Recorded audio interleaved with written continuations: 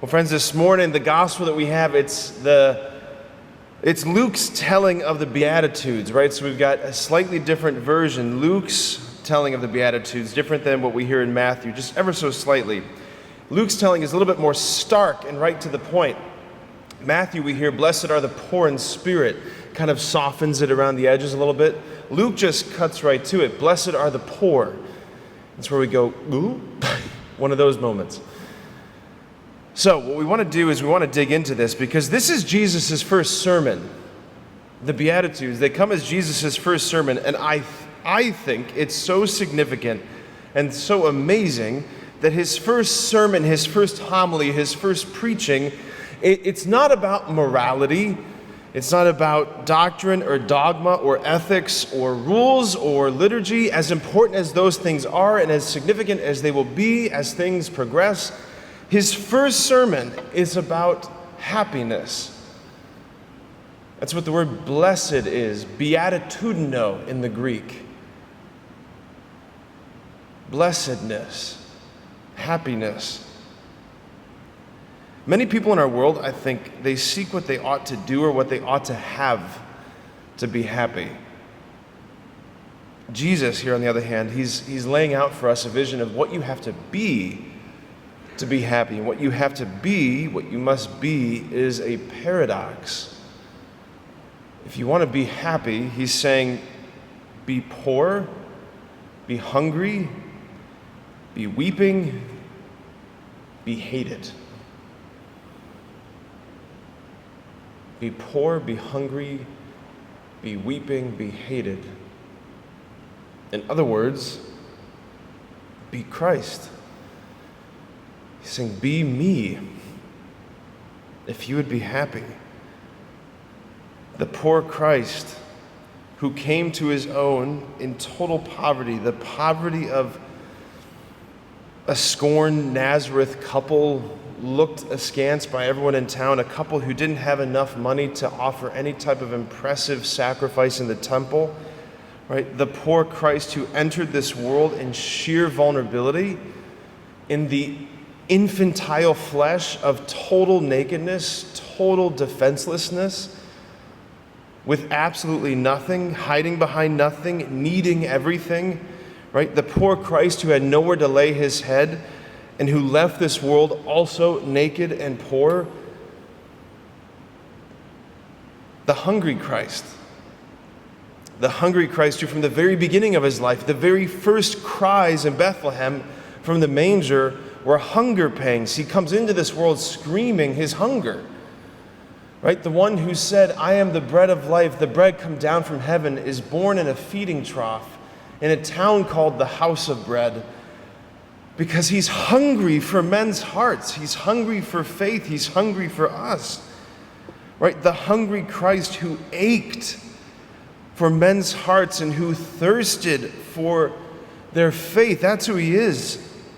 Like the hungry Christ who is detached from all the worldly goods and worldly trappings, right? The enemy whispering to him, all of these kingdoms I will give to you. I will give you everything if you just bow down and worship. The hungry Christ who at the culmination of his life whispers from the cross, I thirst.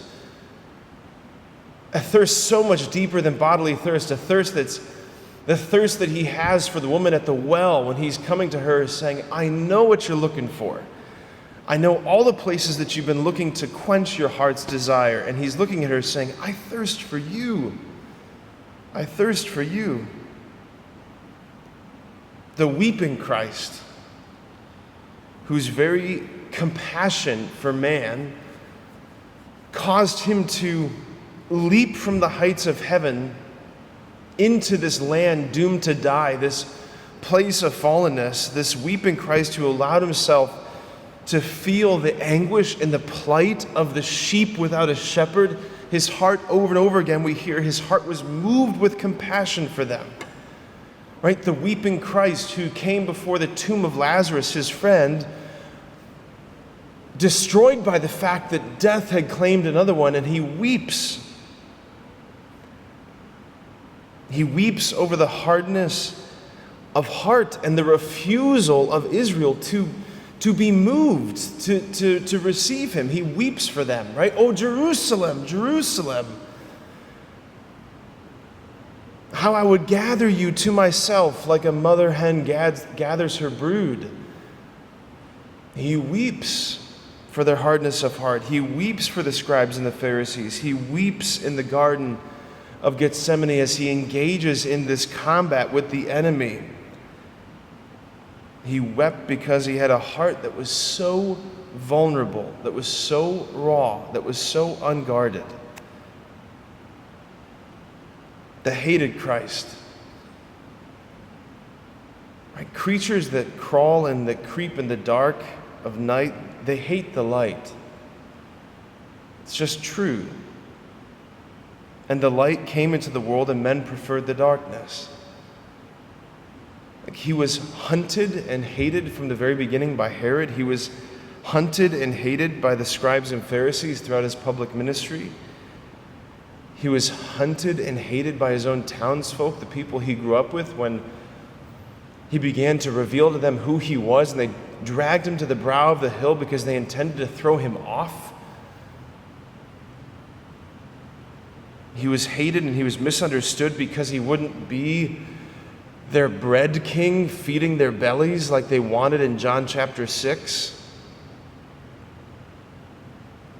He wouldn't be the new Davidic ruler riding into Jerusalem on a stallion to overthrow the Romans, and he was hated by the Romans for being too seditious.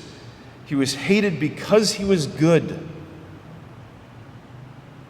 because he was loved, because he came to do his Father's will. That's why he was hated. When the love of the Trinity is transposed into an earthly key, when it's translated into our fallen world, it looks like that. It's almost as if we can't stomach it, so we put him on a cross. Friends, here's the thing. Christ is the measure of happiness. Christ is the measure of happiness. No other person, no other thing. In the measure that we conform ourselves to him, we will be happy. And in the measure that we choose and chase after other standards, we will be miserable. We'll destroy ourselves. And despite how insane it might seem, because let's be honest, this seems insane. You want to be happy? Be grieving, be hated, be hungry, be sad. Be poor. Despite how insane this might seem, this is the only way. This is the only path. And I will trust the man on the cross who is saying, be poor, be hungry, be hated, be sad. I will trust the man on the cross saying those things to me because he didn't stay on the cross.